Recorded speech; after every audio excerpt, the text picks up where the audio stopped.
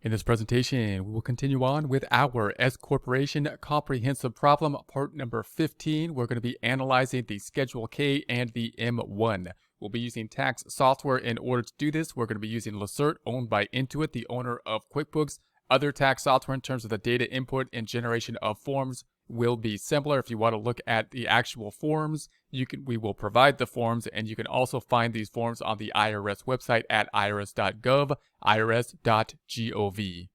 Here we are on the 1120S. You'll recall we've entered all of the data, or generally all of the data, the financial information from our Excel worksheet that we have populated with the client data, the financial statements, into the system, and we have verified these amounts down below in terms of reconciling the income amounts as well as reconciling the balance sheet.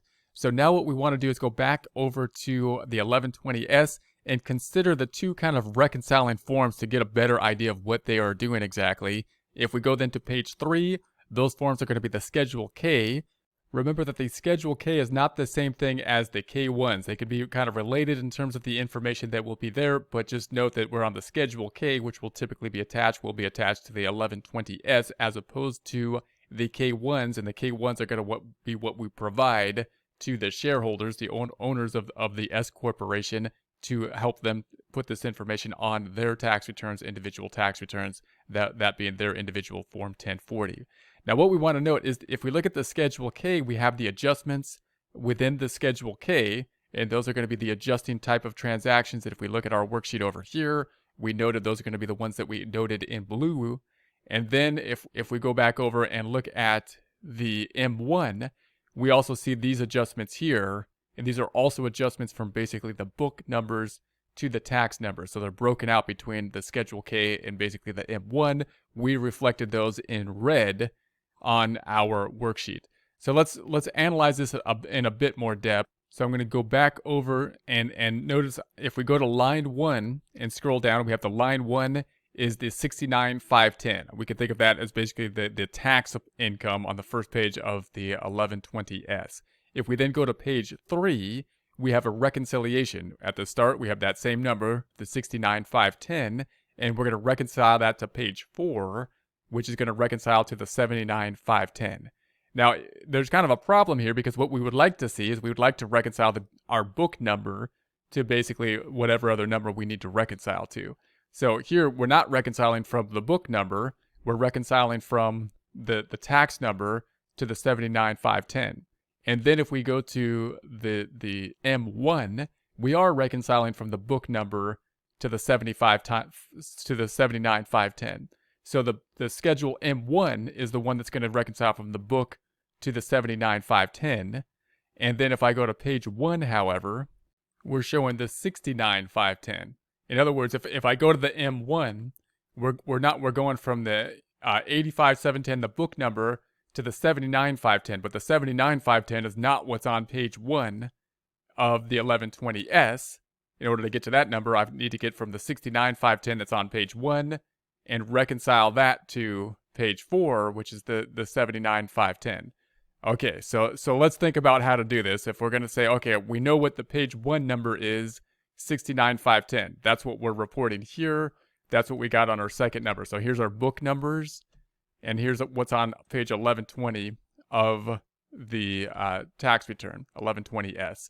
So now the Schedule K is taking that number and reconciling it to the bottom number on the Schedule K, which I believe was the 79,510.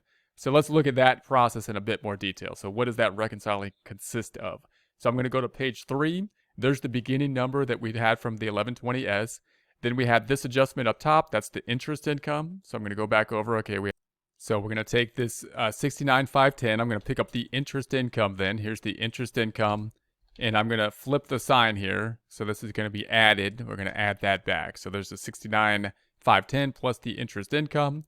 And then I'm going to go back over here. The next one we have is the dividends for the 14. So dividends at 14. I'm going to say that equals the dividends. That's this adjustment. Negative of that number. So that's going to be one of the reconciling items. And then I go back over here, and then we have the charitable contributions. charitable contributions is this one. And so I'm going to say negative of that number. So there we have that. I'm going to make these blue. So I'm going to make these items the blue that we were seeing. And we could put, the lines around the whole thing so far. And we could indent these. Let's go ahead and indent that. And so if I was to, did this go the right way? We took the charitable, should be negative of this number. So there we have it. And then I'm going to sum these up. And that's going to give us our 79,510. So there's the 79,510. And if I go back over here, the confusing thing is that'll make sense. But if I go to page 4, you see all these other numbers here, which basically aren't involved in the bottom line number. This is more kind of the information. The 79,510 is calculated with those core numbers. So just keep that in mind when you're trying to reconciling these items. You're really concentrating when you're reconciling the items on page 3, because these are going to be the ones that are going to be within that calculation. So we have these adjustments here. Then page 4, we have this information, and we've reconciled now to the 79,510. Okay, and then if you go to page 5, now you've got the M1s, and the M1s are pretty straightforward because these numbers, they do what you would expect them to do. They are all part of the reconciliation process. We're basically reconciling from the 85,710 to the 79,510. The problem is that neither of these two numbers match what's on the first page of the 1120S necessarily. So we've got the 85,710, that's the beginning book value that we have here on our worksheet. And then we have the ending number, which is the 79,510. 79,510 is not what's on the ending 1120S necessarily. So if I go up to the 1120S, then we have the ending number of the 69,510, which isn't on the M1, right? So I could say, all right, I'm going to have to do this in 2 steps. Here's the beginning number from the books. I'm going to reconcile that to basically the first page of the 1120S to the 69,510. Then I'm going to take that 69,510, which will be part of the Schedule K, beginning number of the Schedule K, 69,510, reconcile that to the ending number of the Schedule K, which includes the items on the page 3, and then I go to page 4, the ending number is that 79,510, so we have those reconciling items, which would be the blue numbers up top. These blue numbers will reconcile there, and then we have that 79,510, which if we go to the page 5, is the ending number reported on page 5. So now we're going from the 85,710 to the 79,510. So that's all the way from the book numbers to the 79,510. So you could think of that as basically 2 components here, or you could do the one jump from the book numbers all the way to the 79,510. Now when you do that, you got to be careful because, the M1 adjustments are down here. Notice what's not included. I don't have anything in the depreciation number. So if I go here, we've got the 2, the 4, the 2. I don't see this 10,200. Why?